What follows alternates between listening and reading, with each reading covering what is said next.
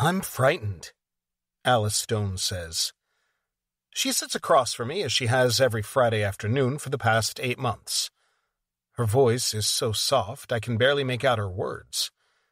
She averts her eyes in a way that tells me she has something to confess, a secret to share. I let her statement hang between us, offering her the space to fill in the rest of her story. She doesn't speak. Instead, she runs her hand through Harper's fur. The pit bull mix sighs and rests her brindled snout on Alice's foot. Usually, Alice presents as a pleaser, an eager client who's more concerned with whether I like her than sharing a truth. She chats from the moment she arrives for her session, filling every silence as she runs through fights with her husband, Damien, or struggles with her son, Noah, providing commentary and analysis on her own meandering thoughts. Despite all the chatter, I suspect Alice Stone has spent a lifetime masking her true nature.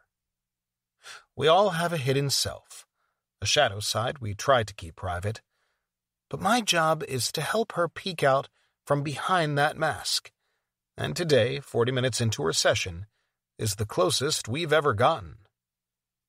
I rest my chin, rough with afternoon scruff, on my palm. "You're frightened," I say, mirroring her words, my voice soft too. Alice perches on the edge of her chair as though she's ready to bolt from the room. Autumn light filters through the slats in the blinds and across her smooth skin. A curtain of dark hair cascades over her shoulders. I'd have to be blind not to notice how stunning she is, even in this moment of vulnerability. Or maybe because of that vulnerability. If I know one thing about myself, Dr. Farley Drake, M.D., it's that I have a savior complex.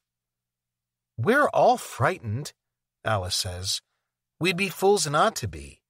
I knew Laurel." Laurel Thibodeau.